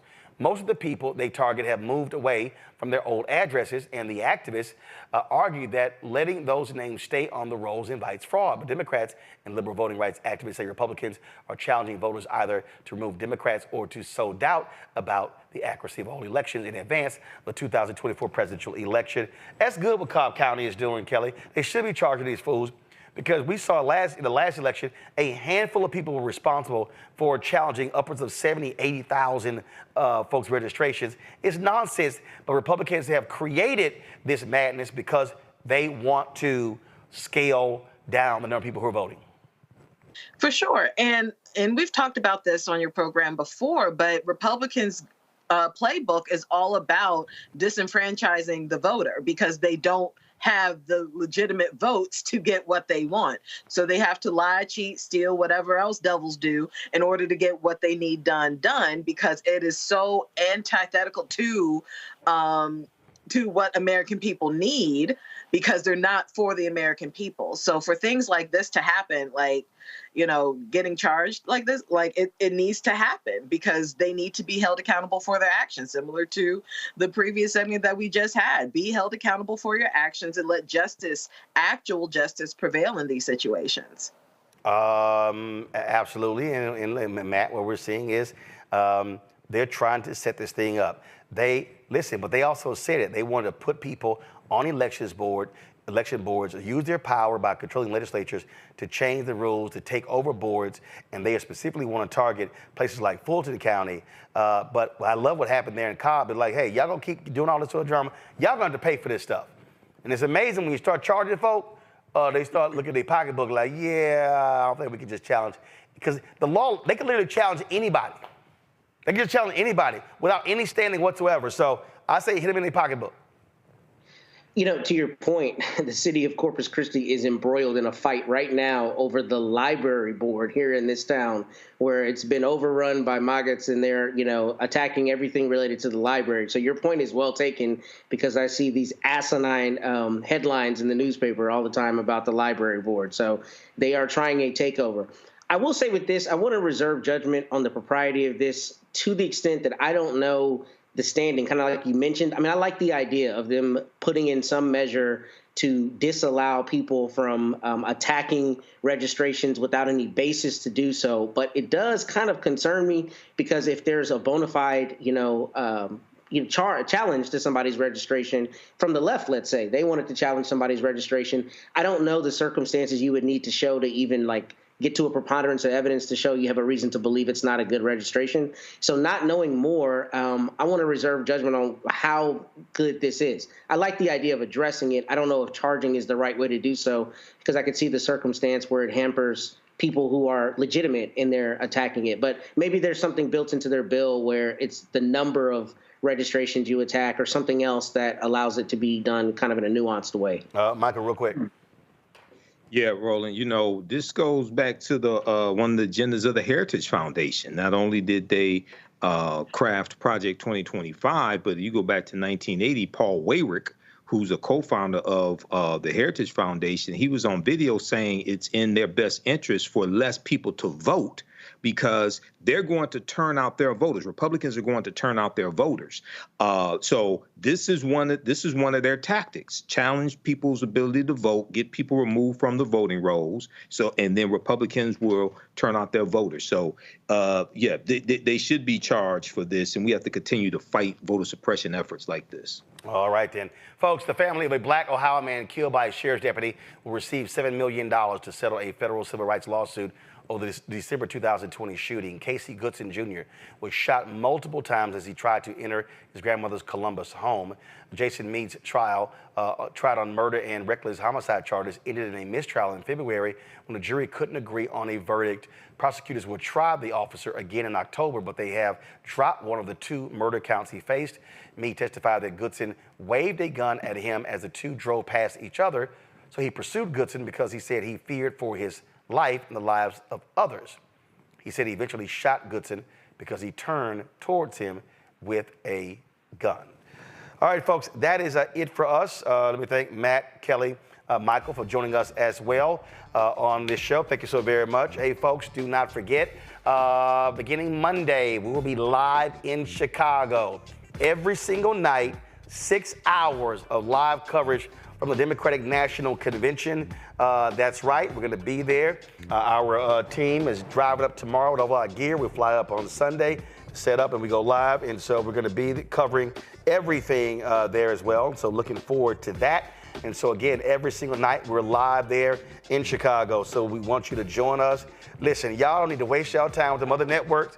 Y'all know you're gonna barely see any black people on any of those networks, but you're gonna see lots of black folks on the Black Star Network. We're gonna be covering everything for you. And so you know how we're gonna do this thing. So we look forward to that. Also support the work that we do. It's gonna cost us about $25,000, y'all, easy, minimum, to go to Chicago to do this. But we think it's important that we be there on the ground, bringing the news to you and not just simply getting it from other mainstream sources. So support us by joining our Bring the Funk fan club. Send your check and money order to P.O. Box 57196, Washington, D.C. 20037-0196. Cash App is $RM Unfiltered. PayPal R Martin Unfiltered. Venmo is RM Unfiltered. Zelle, Roland at RolandSMartin.com, Roland at RolandMartinUnfiltered.com. Download the Black Star Network app, Apple phone, Android phone, Apple TV, Android TV, Roku, Amazon Fire TV, Xbox One, Samsung Smart TV. Be sure to get a copy of my book, White Fear, The Browning of America is Making White Folks Lose Their Minds, available at bookstores nationwide. And don't forget, y'all, to get your My Black Job is Voting t-shirt. And so go to, you can click the QR code in the bottom right-hand corner, or go to daciasdesigns.com, DACIASDESIGNS.com. Use the promo code ROLAND, and some of the proceeds of that comes back to this show to support our work. Folks, that's it. I'll see y'all on Monday from Chicago. Holla!